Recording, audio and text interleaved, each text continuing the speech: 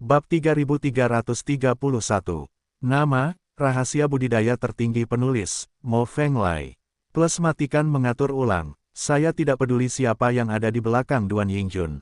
Dengan karakternya yang arogan dan arogan, tidak mungkin dia mengharapkan klan roh saya bekerja untuknya.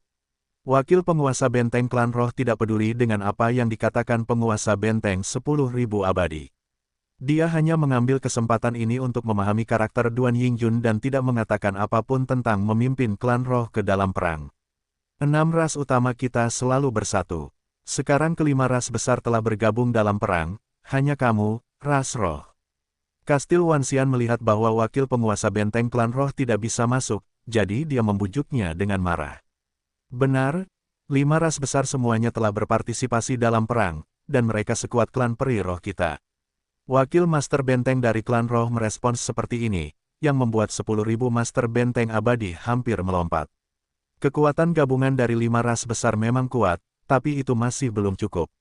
Itu cukup bagi ras rohmu untuk ikut berperang, kata penguasa kastil 10.000 abadi.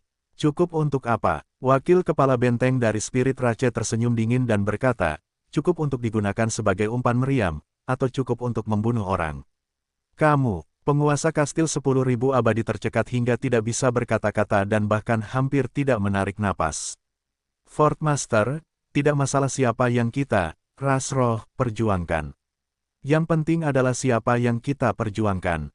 Wakil penguasa klan roh menggelengkan kepalanya dan berkata, sebenarnya, kamu tahu bahwa tidak mungkin bagi kami, klan roh, untuk memperjuangkan Duan Yingjun, jadi kamu tidak perlu membujukku.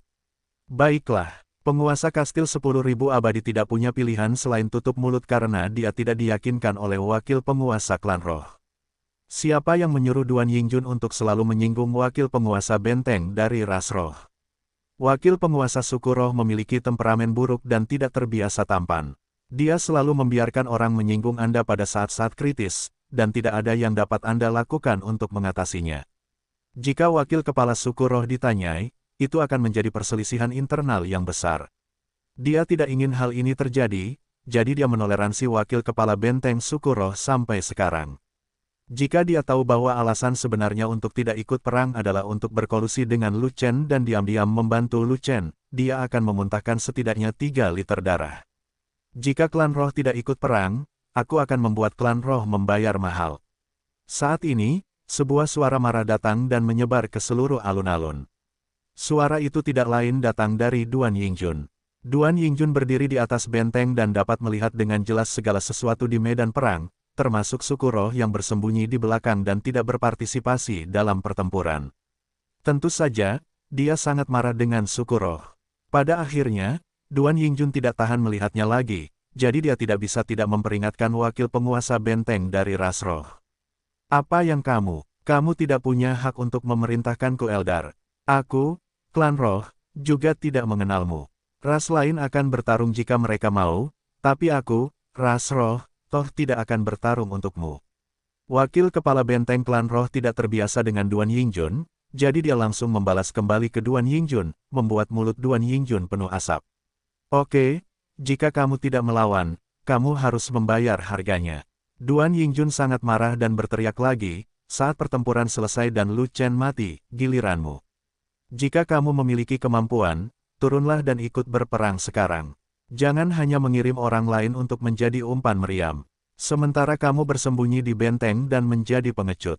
Orang suci yang bermartabat telah berubah menjadi pengecut. Apakah kamu masih tidak tahu malu? Wakil kepala benteng klan roh bertengkar lagi, kali ini sampai pada titik di mana Duan Yingjun hampir mati dan berhenti berbicara dengannya. Namun Duan Yingjun berhenti berbicara, yang merupakan ekspresi paling marah dan momen paling berbahaya baginya. Jika Lu Chen tidak bisa menang, giliran dia selanjutnya. Duan Yingjun pasti tidak akan melepaskannya, atau bahkan melepaskan suku roh. Pada saat itu, ada cahaya tajam di matanya, dan samar-samar dia ingin mengambil tindakan. Dia ingin memimpin klan roh untuk melawan kastil 10.000 abadi dan membantu Lu Chen memenangkan pertempuran ini. Duan Yingjun baru saja mengatakannya karena marah. Jangan menganggapnya terlalu serius dan jangan menyebabkan kekacauan di medan perang. Jika tidak, kalian klan roh akan menjadi pendosa di kastil 10.000 abadi dan akan dilikuidasi di masa depan. Ketika penguasa kastil 10.000 abadi melihat tatapan tajam di mata wakil penguasa klan roh, yang sepertinya akan melakukan sesuatu yang luar biasa, dia segera panik dan dengan cepat berbicara untuk menghiburnya. Juan Yingjun adalah pria yang tidak pernah berbicara karena marah. Dia pasti akan membersihkanku. Wakil kepala benteng klan roh memasang ekspresi dingin di wajahnya. Dia awalnya tidak mau mendengarkan nasihat dari 10.000 master benteng abadi.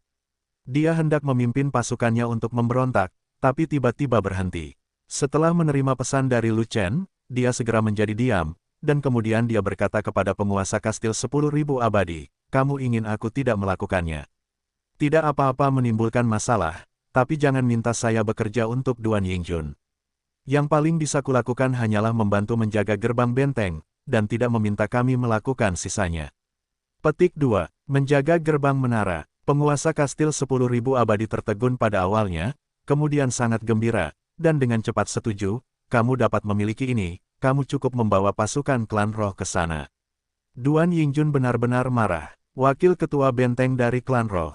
Akan lebih baik jika klan roh tidak membelot sebelum pertempuran, tapi sangat mustahil bagi klan roh untuk ikut berperang tidak ingin tinggal di tepi medan perang dan mengusulkan untuk kembali menjaga benteng. Tentu saja itu adalah hal terbaik. Ada hampir 30.000 orang dari klan roh yang menjaga pintu gedung, yang merupakan lapisan asuransi tambahan. Hal ini dapat mencegah Lu Chen untuk benar-benar membunuhnya, dan dia tidak akan memiliki kekuatan untuk menghentikannya. Tapi yang tidak dia ketahui adalah bahwa wakil penguasa benteng klan roh tidak memberontak, dan bahkan menawarkan untuk membela benteng. Itu semua adalah pengaturan Lu Chen, dan itu juga membuka jalan bagi kehancuran Duan Yingjun. Di medan pertempuran, pertarungan masih berlangsung sengit, dan tidak melemah sama sekali karena kepergian para Eldar. Suku iblis menderita kerugian besar, tetapi mereka tidak memilih untuk membiarkan ras lain mengambil alih. Mereka masih mengganggu Lu Chen dan ingin menggunakan taktik laut manusia untuk menyeret Lu Chen sampai mati. 4 suku lainnya memiliki gagasan yang sama. Mereka terus mengepung Fei Long dan 4 lainnya, bersiap untuk bertempur berlarut-larut hingga kekuatan lawan habis. Namun, mereka melebih-lebihkan kekuatan mereka sendiri dan meremehkan inventaris Fei Long. Fei Long memiliki banyak pot utama dan banyak perisai-peri di tangannya, yang cukup untuk seluruh pasukan fanatik untuk berperang berlarut-larut, belum lagi dia hanya perlu mendukung beberapa orang. Tidak peduli berapa banyak pot dan perisai yang meledak, Fei Long dapat menggantinya dengan pot dan perisai baru, tanpa takut kehabisan inventaris. Dengan pertahanan perisai yang diberkati Fei Long, semua orang tidak takut berperang berlarut-larut, dan mereka tidak akan kehilangan energi abadi mereka. Energi abadi hampir habis, jadi sebaiknya saya berhenti menyerang dan meminum beberapa ramuan yang mempercepat pemulihan energi abadi. Kemudian energi abadi Jinghou akan dipulihkan, dan sisanya akan diserahkan kepada perisai untuk melawan. Lu Chen telah bertarung tanpa henti, dan tidak perlu berdiam diri dan menunggu energi abadi pulih, karena energinya berlimpah. Dengan kekuatannya saat ini, dia bisa menggunakan pedang ke-59 untuk membunuh yang abadi. Konsumsi energi abadi sangat rendah, dan dia mampu bertarung selama 3 hari 3 malam. Terlebih lagi, dia masih memiliki 9 pil ki abadi cantik di tangannya. Sesekali meminum segenggam dapat memulihkan sejumlah kecil energi abadi. Jika Anda menambahkan sedikit, Anda sepenuhnya mampu menanggung perang yang berkepanjangan. Pertarungan ini berlangsung sepanjang hari dan malam. Lu Chen dan yang lainnya tidak mengalami kerusakan karena perlindungan perisai, tetapi kerugian dari 5 suku semakin besar. Di bawah serangan balik Ming Yue dan Sangguan Jin, ribuan orang dari 4 suku manusia, iblis, binatang buas, dan dunia bawah juga tewas, yang membuat moral tentara agak terguncang. Bagaimanapun, pertempuran ini diperjuangkan demi Duan Yingjun, dan dengan kekalahan besar dan tidak ada harapan untuk menang, bagaimana moral militer bisa tetap teguh. Untungnya bagi umat manusia, Duan Yingjun selalu menjadi ras manusia yang kuat, dan tidak ada salahnya membantu rakyatnya sendiri. Tapi 3 suku Warcraft dan dunia bawah tidak berpikir demikian. Mereka tidak memiliki dendam yang mendalam terhadap Lu Chen. Mereka hanya menyakiti diri mereka sendiri karena Duan Yingjun, seorang ras manusia. Tentu saja, mereka tidak begitu bersedia dan sudah berpikir untuk mundur dari medan perang. Jika bukan karena tekanan dari penguasa kastil 10.000 abadi dan penganiayaan Duan Yingjun, 3 klan Warcraft dan dunia bawah akan berhenti berpartisipasi dalam pertempuran, sama seperti klan roh. Oleh karena itu, setelah menderita kerugian besar dalam pertempuran tersebut, ketiga klan Warcraft dan dunia bawah telah mengembangkan berbagai mentalitas mengabaikan perang. Mereka tidak bertarung sekeras dulu dan hanya pamer. Satu-satunya cara adalah dengan tidak mati. Yang lainnya tidak masuk akal. Jika ketiga suku Warcraft dan dunia bawah tidak bekerja keras, semangat mereka akan turun, yang secara langsung akan mempengaruhi umat manusia. Intensitas pengepungan akan berkurang secara bertahap, yang secara tidak terlihat akan mengurangi banyak tekanan pada Fei Long dan lainnya. Namun pertempuran di pihak Lu Chen semakin intensif. Klan Iblis memiliki dendam terhadapnya, dan mereka akan bertarung sampai mati. Jika pertempuran tidak sengit, akan ada hantu. Namun, kekuatan bertarung Lu Chen terlalu abnormal, dan dia bertarung semakin sengit. Selama siang dan malam, dia benar-benar membunuh puluhan ribu iblis dan hampir mengosongkan kekayaan klan iblis. Awalnya, ras iblis lebih kuat dari ras roh, dan berada di urutan kedua setelah ras manusia di antara 6 ras utama. Namun dalam pertempuran di pegunungan, klan iblis kehilangan lebih dari setengahnya, dan pada akhirnya hanya tersisa 10.000 orang. Dalam pertempuran ini, Lu Chen membunuh puluhan ribu orang, dan hanya tersisa kurang dari 3.000 orang. Kekuatan apa yang tersisa dari klan iblis? Diperkirakan setelah 2 jam pertempuran lagi, bagian terakhir dari kekuatan klan iblis tidak akan ada lagi, dan semuanya akan dikuras habis oleh Lu Chen. Selain itu, begitu banyak orang dari klan iblis yang mati, begitu banyak ruang yang dikosongkan, dan Lu Chen maju ratusan mil dalam pertempuran, hanya 10 mil jauhnya dari benteng. Jaraknya hanya 10 mil. Jika pemblokirannya tidak kuat, bisa dicapai dengan sprint. Ini terlalu dekat. Untungnya, ada pasukan klan roh yang menjaga bagian luar benteng. Lu Chen tidak bisa terburu-buru masuk ke dalam benteng sama sekali, dan harus terus bertarung di luar. Jika tidak, kastil penguasa 10.000 abadi akan sangat cemas sehingga bahkan Duan Yingjun yang berada di atas kastil mungkin tidak bisa diam. Pertempuran macam apa yang kamu lakukan? Ini berantakan. Kamu bertarung selama sehari semalam. Jika kamu tidak bisa mengalahkan Lu Chen, lupakan saja. Lu Chen bahkan mendorongnya lebih dekat ke benteng. Sungguh pecundang. Melihat pertempuran di bawah benar-benar berantakan, Duan Yingjun tidak tahan lagi dan tidak bisa menahan diri untuk tidak memerintahkan, biarkan Lu Chen datang dan melawannya di bawah kastil. Ada begitu banyak orang di 10 kastil 1000 dewa berjuang sampai akhir. Saya tidak percaya mereka tidak bisa mengalahkannya. Alasan mengapa dia membiarkan Lu Chen datang untuk bertarung adalah karena dia memiliki dendam terhadap wakil penguasa benteng klan roh dan hanya mencoba menipu klan roh. Wakil penguasa benteng dari klan Eldar memimpin pasukannya untuk menjaga benteng, jadi bukankah tepat untuk menyerah? Selama Lu Chen datang, klan roh secara alami akan dipaksa untuk bergabung dalam pertempuran, jadi mari nikmati pedang Lu Chen terlebih dahulu. Klan iblis dilumpuhkan, dan dia juga ingin klan roh dilumpuhkan. Dia ingin badan utama wakil benteng Eldar memahami konsekuensi menyinggung perasaannya, yang akan menjadi harga yang sangat mahal.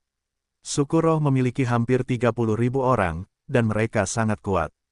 Tidak pasti apakah mereka dapat membunuh Lu Chen, tetapi mereka pasti akan membuat Lu Chen lelah dalam pertempuran yang berlarut-larut. Selama klan roh dan Lu Chen bisa bertarung satu sama lain, itu akan menjadi hal yang paling membahagiakan. Pada akhirnya, apakah Lu Chen terbunuh atau klan roh dilumpuhkan, dia akan mendapat manfaatnya. Bagaimanapun, tidak peduli apakah klan iblis lumpuh atau klan roh lumpuh, dia masih bisa membiarkan 4 iblis, binatang buas, dan klan dunia bawah terus bertarung sampai Lu Chen tidak bisa bertarung lagi. Oke, semua suku akan segera mundur dari pertempuran dan melawan Lu Chen di bawah benteng. Penguasa kastil 10.000 abadi tidak banyak berpikir dan segera menanggapi perintah Duan Yingjun dan memerintahkan semua klan untuk mundur sesegera mungkin. Seperti yang diketahui semua orang, perintah buta Duan Yingjun juga menyebabkan dia melakukan kesalahan fatal, yang langsung menyebabkan kematiannya. Karena dia tidak memerintahkan suku-suku tersebut untuk mundur di tingkat yang berbeda, semua suku berlari kembali secara berkelompok, dan bahkan sisa-sisa suku iblis yang telah melawan Lu Chen pun mundur dengan tergesa-gesa. Berbagai klan mundur secara tidak teratur, menyebabkan barisan menjadi tersebar. Tidak ada seorang pun yang berdedikasi untuk menahan Lu Chen, yang setara dengan membiarkan harimau keluar dari gunung. Tidak ada yang menahan mereka, dan mereka hanya berjarak 10 mil dari benteng. Orang-orang yang menjaga benteng masihlah para Eldar, jadi ini adalah kesempatan bagus untuk segera memasuki benteng. Lu Chen tidak pernah membayangkan hal sebaik itu akan terjadi. Duan Yingjun membiarkannya lewat saat dia tidak sadarkan diri. Tentu saja, dia tidak akan melewatkan kesempatan besar ini. Segera, Lu Chen mengaktifkan langkah pengontrol cahaya dan bergegas menuju pasukan suku yang panik. Dia tidak membunuh siapapun, tetapi langsung melewatinya. Ada juga banyak orang kuat di pasukan berbagai klan yang memperhatikan Lu Chen. Berjalan di antara mereka, tetapi sosok Lu Chen melintas seperti aliran cahaya, lebih cepat dari reaksi mereka. Pada saat orang-orang kuat dari berbagai klan bereaksi dan mencoba menghentikan Lu Chen, semuanya sudah terlambat. Mereka hanya bisa menyaksikan Lu Chen bergegas menuju seseorang. Dan orang itu sibuk mengarahkan suku-suku untuk mundur, dan dia tidak menyadari bahwa Lu Chen benar-benar menerobos pasukan pemberontak dan mengincarnya. Orang itu tidak lain adalah penguasa kastil 10.000 abadi. Fort Master, hati-hati. Fort Master, berlindunglah. Lindungi Tuhan. Pada saat itu, banyak makhluk abadi puncak berteriak. Namun, Lu Chen datang tiba-tiba dan cepat, dan tidak ada yang bisa menghentikannya. Pada saat penguasa kastil 10.000 abadi bereaksi dan berbalik untuk melihat sosok Lu Chen, semuanya sudah terlambat. Apa yang kamu rencanakan? Penguasa kastil 10.000 abadi sangat panik sehingga dia tanpa sadar mengayunkan pedang peri ke arah Lu Chen di tangannya. Karena dia takut dengan kekuatan bertarung Lu Chen, dia tidak berani keluar dan menemui Lu Chen. Dia terus mengarahkan pertempuran keluar. Tapi dia tidak pernah menyangka bahwa dia melakukan kesalahan dengan memerintahkan mundur dan membiarkan Lu Chen keluar dari kandang. Akibatnya, hal itu terjadi padanya. Betapa menyesalnya dia, tapi tidak ada gunanya menyesal. Lu Chen menerobos dan bergegas membunuhnya, tetapi kebetulan tidak ada orang di sekitarnya yang membantunya. Dia tidak punya pilihan selain berjuang untuk melindungi dirinya sendiri. Mati. Pada saat yang sama, Lu Chen berteriak keras, menebas dengan pedang panjangnya, dan langsung mengarahkan kastil penguasa 10.000 abadi.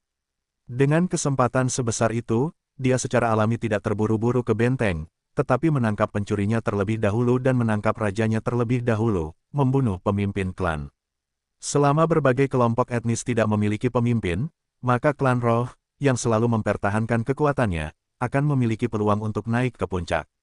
Jika suku roh berkuasa dan terus berperang berlarut-larut, pertempuran di kastil 10.000 abadi akan segera berakhir, dan Duan Yingjun akan menghadapi pedangnya. Ledakan, bilah dan bilahnya ditebas menjadi satu, menciptakan ledakan yang menghancurkan langit yang mengguncang segala arah. Namun, kekuatan pedangnya terlalu kuat, dan pedang itu hancur berkeping-keping.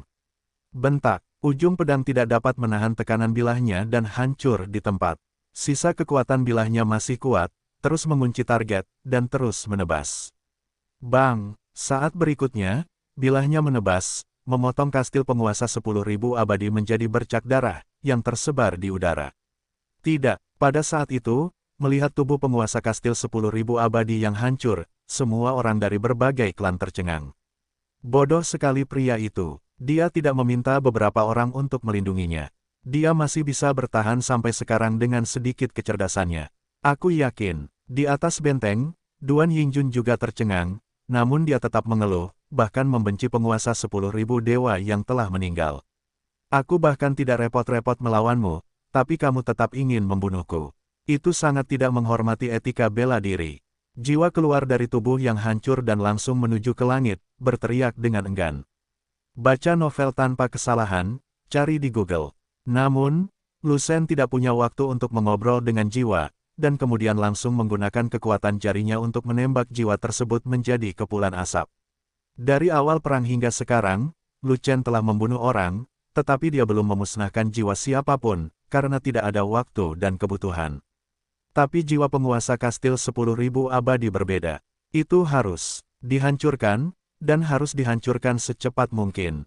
Alasannya sangat sederhana. Penguasa kastil 10.000 abadi adalah pemimpin semua klan. Selama jiwanya ada, akan sulit bagi klan roh untuk melakukan sesuatu. Kastil penguasa 10.000 abadi tiba-tiba jatuh, dan seluruh tempat menjadi sunyi. Berbagai klan sangat terkejut dan tidak dapat bereaksi untuk beberapa saat. Tapi Lu Chen tidak melakukan apapun. Sebaliknya, dia mengambil kesempatan ini dan membawa Fei Long ke benteng, dan dijemput oleh pasukan Eldar yang ditempatkan di sana. Pada saat itu, semua klan tercengang, berpikir bahwa klan Roh akan bertarung dengan Lu Chen untuk mencegah Lu Chen memasuki benteng. Saya tidak pernah menyangka tidak akan ada pertempuran sama sekali dan klan Roh membiarkan Lu Chen masuk dengan mudah. Apakah itu tidak apa-apa? Ketua, pada saat ini, raungan Duan Yingjun datang dari atas benteng, penilaian saya sebelumnya benar. Klan Roh memang berkolusi dengan Lu Chen, jadi mereka tidak berhenti bertarung dan sengaja datang untuk mempertahankan benteng, hanya untuk memberi Lu Chen punya kesempatan. Tanggapi secara internal, sialan, kami tertipu. Ini adalah konspirasi. Tuan Kastil meninggal secara tidak adil. Kami akan bertarung melawan para Eldar untuk membalaskan dendam penguasa kastil. Lawan klan Roh dulu, lalu bunuh Lu Chen. Saat berikutnya, semua suku juga kembali, dan mereka sangat marah. Sebelum Jue Yingjun dapat memberikan perintah apapun, mereka secara spontan bergegas menuju suku Roh. Melihat perang besar akan pecah, Kastil 10.000 Abadi akan memasuki perselisihan internal, dan ketika suku Roh mencoba menahan 5 suku lainnya, wakil penguasa benteng suku Roh tiba-tiba berbicara, suku Iblis, suku Orc, dan suku Dunia Bawah, Anda dan Lu Chen tidak ada kebencian yang mendalam, tetapi tidak ada pertimbangan dari generasi ke generasi. Alasan Jiji menjadi musuh Lu Chen bukan karena penganiayaan Duan Yingjun dan perintah penguasa kastil. Sekarang Tuan Kastil sudah mati dan Duan Yingjun akan segera mati, apakah Anda masih perlu melanjutkan? Begitu kata-kata ini keluar, 3 wakil penguasa benteng dari suku Dunia Bawah Warcraft tercengang. Mereka sangat setuju dengan kata-kata dari wakil penguasa benteng dari suku Roh. Semangat militer mereka telah lama terguncang, dan mereka tidak lagi ingin bertarung, jadi mereka semua memberi isyarat kepada bawahannya. Pasukan suku berhenti menyerang dan diam-diam saksikan perubahannya. Kemudian, pasukan manusia ragu-ragu dan perlahan menghentikan serangan mereka. Tentara kehilangan tulang punggungnya dan tidak ada kesatuan pendapat. Beberapa orang ingin membalas dendam, beberapa ingin menunggu dan melihat, beberapa tidak peduli, dan lebih banyak orang tidak ingin berperang lagi. Lu Chen, Duan Yingjun dan penguasa kastil 10.000 abadi semuanya adalah orang-orang kuat dari umat manusia. Siapapun yang mati tidak akan mendapat manfaat apapun bagi umat manusia, hanya kerugian. Terlebih lagi, pertempuran ini sebenarnya adalah dendam dalam umat manusia, atau bahkan dendam pribadi tidak ada hubungannya dengan orang lain, dan pasukan ras manusia tidak memiliki kemauan untuk berperang. Jika penguasa kastil 10.000 abadi tidak mendengarkan Duan Yingjun dan bersikeras menyeret semua orang untuk melawan Lu Chen, tidak akan ada pertempuran besar hari ini. Paling-paling, itu hanya duel antara Lu Chen dan Duan Yingjun. Sekarang setelah kastil penguasa 10.000 abadi hilang, seluruh pasukan manusia berada dalam kondisi yang sangat kacau. Di bawah pengaruh 3 klan Warcraft dan Dunia Bawah, mereka secara alami berhenti. Adapun klan Iblis, ada banyak kebencian antara klan Yao dan Lu Chen, dan mereka benar-benar ingin melawan Lu Chen sampai akhir, tapi sekarang tergantung situasinya. Ras Iblis awalnya cukup kuat, tetapi setelah 2 pertempuran, mereka hampir dibunuh oleh Lu Chen. Sekarang hanya tersisa kurang dari 3.000 orang, menjadikannya ras terlemah. Ada hampir 30.000 klan roh di depan mereka. Jika klan iblis bertarung sendirian, mereka mungkin tidak dapat mengisi celah di antara gigi mereka, dan mereka tidak akan bisa bertarung sama sekali. Oleh karena itu, setelah 4 suku manusia, iblis, binatang buas, dan dunia bawah berhenti menyerang, suku iblis juga harus berhenti. Meskipun perang mereda, ras roh tidak bersantai dan terus menjaga benteng, melarang orang dari ras lain masuk, untuk menutupi pendakian Lu Chen ke benteng. Lu Chen dijemput oleh klan roh dan segera masuk melalui pintu gedung. Dia naik ke benteng sendirian dan pergi mencari Duan Yingjun untuk menyelesaikan rekening. Duan Yingjun sendirian di atap gedung, dan dia hampir tidak memenuhi syarat untuk menjadi orang suci abadi, jadi Lu Chen tidak menganggapnya serius. Oleh karena itu, Lu Chen tidak perlu membawa siapapun untuk membantunya. Dia bisa dengan mudah membunuh Yingjun sendirian. Namun, bentengnya relatif tinggi, jadi Lu Chen akan membutuhkan waktu cukup lama untuk menaiki tangga, meskipun dia melaju dengan sangat cepat. Lu Chen menaiki tangga terakhir dan mengambil satu langkah ke puncak gedung. Sebelum dia bisa melihat dengan jelas situasi di sini, angin kencang bertiup kencang ke arahnya dari kanan. Seseorang sedang menyerang, tapi Lu Chen sudah bersiap. Dia telah menggunakan keterampilan tempur pembunuh abadi, dan pedang ajaib di tangannya juga menebas ke kanan. Pedang ini bukanlah gaya pedang tertinggi, tetapi pedang 60 detik untuk membunuh yang abadi. Dengan kekuatan Lu Chen saat ini, dia bisa mengaktifkan hingga pedang pembunuh abadi yang ke-65, tapi dia tidak melakukan itu. Menghadapi serangan diam-diam dan serangan balik dengan pedang agak terburu-buru, dan gaya pedang tingkat lanjut tidak cocok. Semakin tinggi gaya pedangnya, semakin besar konsumsinya dan semakin lambat pedangnya ditarik, yang tidak kondusif untuk serangan balik. Terlebih lagi, Duan Yingjun baru saja memasuki alam suci abadi dan merupakan orang suci abadi terlemah. Tidak perlu menggunakan keterampilan pedang tingkat lanjut untuk menghadapinya. Pedang ke-65 untuk membunuh yang abadi adalah milik pendekar pedang yang abadi. Pedang pembunuh abadi ke-61 ke atas dipersiapkan untuk orang suci abadi. Secara teoritis, mereka dapat memiliki kekuatan untuk melawan orang suci abadi yang paling lemah sekalipun. Untuk amannya, Lu Chen melewatkan pedang ke-61 dan memilih pedang ke-62 untuk mengalahkan orang suci abadi yang terlemah. Itu yang paling cocok. Bagaimanapun, pedang 60 detik bukanlah gaya pedang yang sangat canggih bagi Lu Chen. Pedang itu secara alami tidak lambat dan cukup kuat untuk menghadapi Chicken Immortal Saint terlemah. Benar saja, pedang ajaib itu menebas dan mengenai senjata penyerang. Itu senjata yang panjang. Kekuatan pedang pembunuh abadi 60 detik begitu kuat hingga menghancurkan kekuatan tombaknya. Namun, karena kurangnya sisa kekuatan bilahnya, ia gagal menghancurkan ujung tombaknya. Meski begitu, sisa energi dari pedang itu bergetar, menjatuhkan penyerangnya sejauh puluhan kaki di tempat. Penyerang diam-diam mampu menahan pedang 60 detik dari Immortal Beheader. Tentu saja, itu tidak lain adalah Duan Yingjun. Duan Yingjun juga merasa tidak enak badan. Dia masih terluka karena kekuatan pisau. Kamu benar-benar mesum. Benar saja, setelah naik ke level kecil, kekuatan tempurmu bahkan lebih mesum dari yang kamu bayangkan. Duan Yingjun menyeka darah dari sudut mulutnya dan berkata dengan ekspresi terkejut di wajahnya, di puncak Daluo Golden. Immortal, kamu sebenarnya memiliki kekuatan untuk mengalahkanku di tahap awal Immortal Saint. Kamu benar-benar memenuhi syarat untuk bertarung dengan kakak laki-lakiku. Sayang sekali saat aku berduel dengan Duan Suisui, kamu tidak bisa melihatnya lagi. Lu Chen mengambil pisau panjang itu dan berlari menuju Duan Yingjun, ingin sekali memberikan pukulan lagi pada pria itu. Apapun yang terjadi, hari ini kita harus menghilangkan ketampanan dan menyembunyikannya, serta mencegah momok ini berlama-lama di dunia. Jika kamu ingin membunuhku, tidak ada jalan keluar. Duan Yingjun mencibir, berbalik, dan melompat turun dari atas gedung. Aku pergi. Ekspresi Lu Chen berubah drastis dan dia buru-buru berlari ke depan, tapi masih terlambat. Baca novel tanpa kesalahan, cari di Google. Duan Yingjun sudah melompat turun, dan dia terjatuh dengan sangat cepat. Dia berada jauh dari atap gedung dalam sekejap, dan juga jauh dari jangkauan pembunuhan Lu Chen. Melihat sosok Duan Yingjun semakin mengecil, Lu Chen tidak bisa lari dan mengejarnya, jadi dia segera mulai berlarian dengan tergesa-gesa. Lagi pula, dengan adanya tekanan abadi yang tinggi, apakah Anda akan mati jika turun dari atap benteng setinggi itu tergantung pada seberapa tinggi tingkat kultivasi Anda. Terakhir kali Lu Chen membunuh wakil penguasa benteng suku iblis, dia berhasil melarikan diri dengan melompat dari gedung bertingkat. Tapi itu dengan mayat wakil kepala benteng iblis sebagai dasarnya.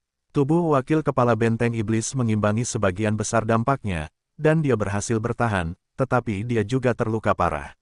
Levelnya masih rendah sekarang. Jika dia melompat dari tempat yang terlalu tinggi, dia pasti tidak akan mampu menahan benturan sebesar itu, kecuali dia menemukan seseorang dengan kekuatan fisik seperti terakhir kali. Tapi tidak ada seorang pun di atap, jadi di mana saya bisa mendapatkan penawaran? Duan Yingjun berbeda, dia memiliki tubuh orang suci yang abadi. Jika dia berani melompat turun, dia yakin dia pasti tidak akan mati. Jika kamu tidak bisa mati, kamu bisa melarikan diri. Bisakah Lu Chen tidak cemas? Sesaat kemudian, Lu Chen melihat Duan Yingjun terjatuh di bawah benteng, membuat lubang besar di tanah. Dia tampak baik-baik saja. Pada saat itu, Lu Chen sangat marah hingga wajahnya berubah menjadi hijau. Dia tidak bisa membunuh Duan Yingjun. Kali ini dia memaksa masuk ke kastil 10.000 abadi dan itu gagal. Ya Tuhan, Duan Yingjun benar-benar melompat dari gedung dan melarikan diri. Situasi seperti apa ini? Apakah kamu tidak melihat ke atas? Lu Chen sudah berada di atap, tetapi Duan Yingjun melompat dari gedung. Apakah kamu masih perlu bertanya tentang situasinya? Seseorang sombong seperti Duan Yingjun sebenarnya terpaksa melompat dari gedung. Betapa takutnya hal ini bagi Lu Chen. Mungkin bukan hanya rasa takut. Mungkin Duan Yingjun bertarung dengan Lu Chen, dan dia terpaksa melompat dari gedung untuk melarikan diri setelah tidak mampu mengalahkannya. Daluo Jinxian belaka sebenarnya lebih kuat dari orang suci abadi. Ini adalah tingkat kekuatan yang melampaui dua alam besar. Ada begitu banyak celah besar di antara keduanya. Kamu bahkan tidak bertindak seperti ini di atas panggung. Lu Chen benar-benar adalah orang cabul terbaik di dunia. Generasi keturunan Kowloon ini jauh lebih kuat dibandingkan generasi sebelumnya. Mereka mungkin adalah keturunan Kowloon terkuat dan paling sesat dalam sejarah. Kalau tidak, apakah menurutmu Duan Yingjun berpura-pura tidak berkelahi? Dia pasti tahu tentang penyimpangan Lu Chen, jadi dia terus menghindari perkelahian. Pada akhirnya, Lu Chen memaksanya melompat dari gedung untuk melarikan diri. Kekuatan bertarung Lu Chen benar-benar terlalu menakutkan. Jika kita terus melawannya, dia mungkin tidak akan mati sampai akhir, tapi kita mungkin mati dengan bersih. Percaya diri, bukan tidak mungkin, kita pasti mati. Ya, dia adalah orang yang telah mencapai level orang suci abadi, dan dia mendapat dukungan dari kultivator perisai. Dia adalah pukulan pengurang dimensi bagi dewa abadi kita. Selama dia punya cukup waktu, dia bisa membunuh semua raja abadi di kastil 10.000 dewa. Namun suku-suku di bawah ini sangat terkejut dan banyak berdiskusi. Awalnya, semua suku telah dikalahkan oleh Lu Chen dan semangat mereka terguncang. Melihat Lu Chen memaksa Duan Yingjun melompat dari gedung, mereka semakin takut pada Lu Chen. Jika Lu Chen melompat turun dan bertarung lagi saat ini, semua suku tidak akan berani bertarung lagi, dan semua orang akan takut dikalahkan sampai punah. Bahkan klan iblis yang sangat membenci Lu Chen telah menderita kerugian besar dan masih takut dibunuh. Namun, hanya karena Duan Yingjun berani melompat dari ketinggian bukan berarti Lu Chen berani, tetapi berbagai klan berharap Lu Chen berani. Bagian atas benteng sangat tinggi, dan tekanan abadi dari benteng 10.000 abadi begitu kuat, bahkan jika guru abadi yang kuat melompat ke bawah, kemungkinan besar dia akan jatuh hingga mati. Terlebih lagi, Lu Chen bahkan bukan dewa abadi. Jika dia berani melompat turun, dia pasti akan mati. Tepat ketika semua suku mendongak untuk melihat keadaan tertekan Lu Chen tiba-tiba berkata, "Naga gendut, berikan aku perisai di udara, aku ingin melompat ke bawah." Melihat tidak ada yang salah dengan Duan Yingjun melompat turun dan berlari menuju gerbang utara, Lu Chen sangat cemas sehingga dia tidak mempedulikannya lagi. Jika dia segera melompat turun untuk mengejar dan berlari menaiki tangga ke tanah, hari bunga bakung akan terlalu dingin dan dia pasti tidak akan bisa mengejar Duan Yingjun. Anda harus tahu bahwa Duan Yingjun sudah menjadi orang suci abadi, dan kecepatan larinya jauh lebih cepat daripada dewa abadi di puncaknya. Jika dia tidak bisa mengejarnya, dia bahkan tidak bisa berpikir untuk membunuh Duan Yingjun. Jadi, dia memikirkan Fei Long dan ingin mengambil risiko dengan perisai Fei Long. Dengan perisai abadi Fat Dragon yang mengurangi kekuatan penyangganya, itu pasti akan meningkatkan tingkat keberhasilan melompat dari gedung. Bahkan jika dia gagal, dia tidak akan hancur berkeping-keping. Selama dia masih bernafas, Waner bisa menariknya kembali dari neraka. Bagus. Naga gemuk yang bercampur dengan pasukan Eldar segera merespon. Dia langsung mengeluarkan perisai perinya, menggunakan keterampilan tempur pelindung langit, dan segera melemparkannya tinggi-tinggi ke langit. Panggilan, perisai abadi membawa kekuatan pertahanan, menerobos tekanan abadi, meraung sepanjang jalan, dan langsung menuju ke puncak benteng. Tapi Lu Chen tidak menunggu perisai peri terbang, dan dia sudah melompat turun. Dia menginjak perisai peri hanya 2/3 dari perisai peri ke benteng. Karena adanya tekanan abadi yang tinggi, ketika Lu Chen jatuh, kekuatan tumbukannya menjadi sangat kuat, dan tendangan itu menghancurkan kekuatan perisai abadi.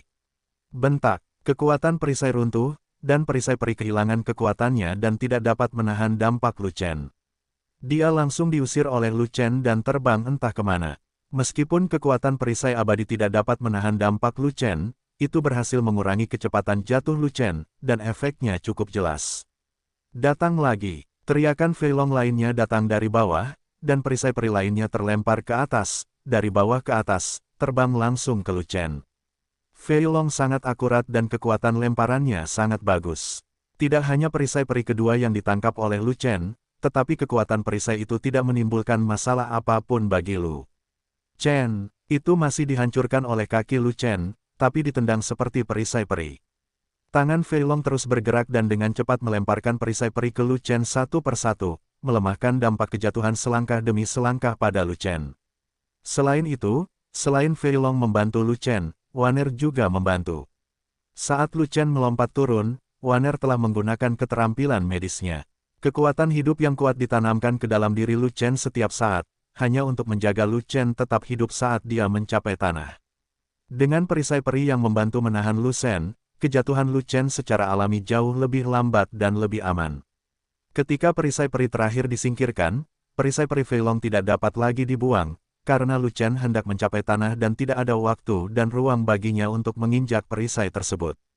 Ledakan, akhirnya kaki Lu Chen mendarat di tanah, membuat lubang besar di tanah. Bahkan setelah dilindungi oleh lebih dari selusin perisai abadi, masih ada dampak kejatuhan yang kuat. Untung saja Lu Chen tidak dilempar sampai mati. Saat menyentuh tanah, Lu Chen sudah merasakan dampaknya. Darahnya langsung mengalir mundur, organ dalamnya hampir hancur, dan seluruh tubuhnya serasa hancur. Dia hampir tidak bisa mendapatkan kembali kekuatannya. Tapi Wanner ada di sini, terus-menerus menanamkan vitalitas yang kuat pada Lu Chen, dan langsung menarik Lu Chen kembali dari krisis. Setelah mengambil beberapa napas, Lu Chen pada dasarnya pulih dari kondisi buruknya. Wow, cara melompat ini berhasil, saya sangat yakin. Tidak terjadi apa-apa, dan dia masih hidup dan sehat. Benar-benar membuka mata, pembudidaya perisai itu sangat kuat, dan peri medis itu juga sangat kuat. Tanpa dukungan penuh dari kedua orang ini, dia akan mati. Menurutku, kamu harus kuat untuk membuat besi. Jika tubuhnya tidak cukup kuat, saat dia mendarat di tanah, dia pasti tidak akan mampu menahan dampak kuat dari serangan balik tersebut. Tubuhnya akan hancur berkeping-keping, dan mati di tempat. Tidak peduli seberapa kuat peri medis itu, dia tidak akan bisa menyelamatkannya. Ini sungguh aneh. Dia hanya berada di puncak Luo Jinxian Agung. Bagaimana dia bisa begitu kuat dalam tubuh fisiknya?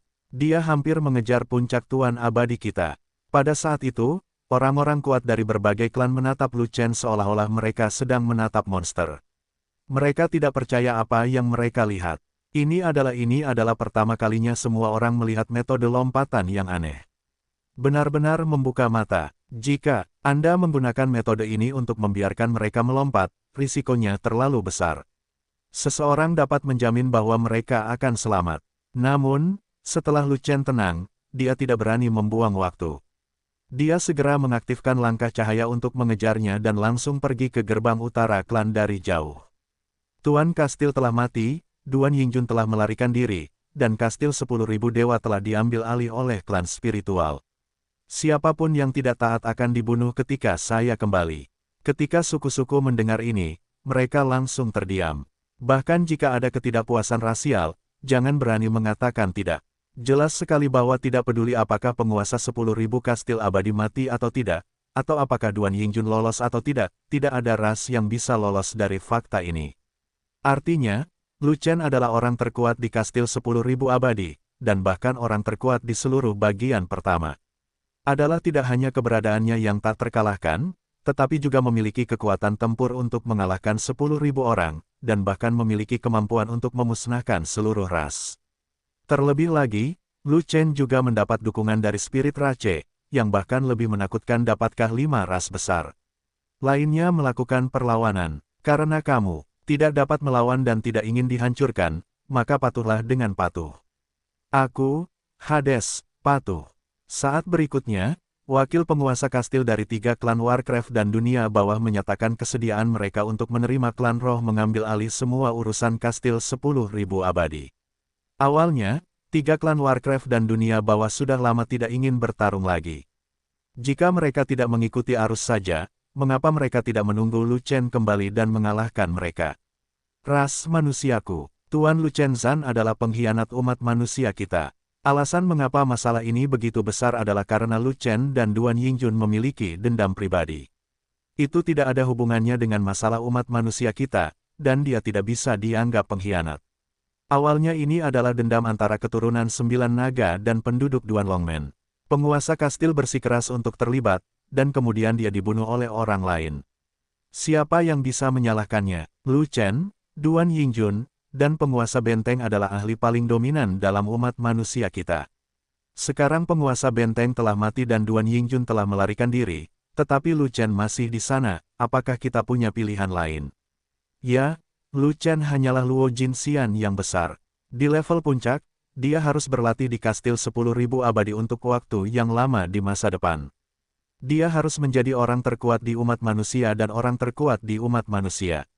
Kastil 10.000 abadi. Jika kita tidak mendengarkan Lu Chen, siapa lagi yang bisa kita dengarkan? Petik 2. Lu Chen memerintahkan semua suku untuk mematuhi suku roh. 3 suku Warcraft dan dunia bawah telah menyatakan kepatuhan mereka dari 6 ras besar telah berdiri bersama. Tidak apa-apa bagi saya, umat manusia, untuk tidak patuh. Pasukan manusia tidak memiliki pernyataan pertama, tetapi para master abadi memiliki pendapat dan argumen yang berbeda, dan tidak ada pendapat yang seragam sama sekali. Namun untungnya, setelah terjadi perdebatan di antara pasukan manusia, kebanyakan dari mereka tidak mau memperlakukan Lu Chen sebagai pengkhianat manusia, dan akhirnya menurutinya. Kecakapan tempur Lu Chen sangat tidak normal. Jika dia terus menjadi musuhnya, dia tidak memiliki peluang untuk menang, dan pasti tidak akan ada hasil baik yang bisa didapat, jadi sebaiknya dia mengakuinya saja.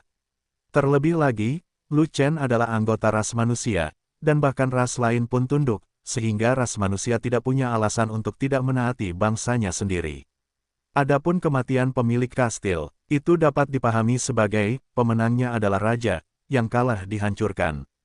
Klan Iblis sama sekali tidak mau menuruti perintah Lu Chen, dan bahkan ingin terus membalas dendam dari Lu Chen, tapi masalahnya adalah karena Lu Chen, wakil penguasa benteng klan Iblis meninggal. Karena Lu Chen, pasukan Raja Abadi klan Iblis awalnya berjumlah hampir 30.000 orang, tetapi sekarang kurang dari 3.000 orang yang tewas. Karena Lu Chen, klan Iblis berubah dari kuat menjadi lemah.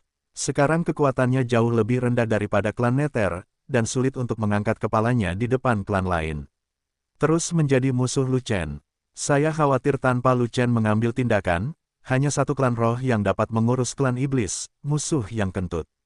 Kurang dari 3.000 puncak abadi ini adalah harapan terakhir klan iblis. Bahkan jika benih ini habis, klan iblis akan disingkirkan dari manajemen puncak kastil 10.000 abadi. Jika tidak ada seorang pun yang berada di puncak kastil 10.000 abadi, maka berbagai manfaat dan sumber daya yang terkait dengan Dewa Abadi tidak dapat diperoleh, dan klan iblis tidak dapat berharap untuk berbalik.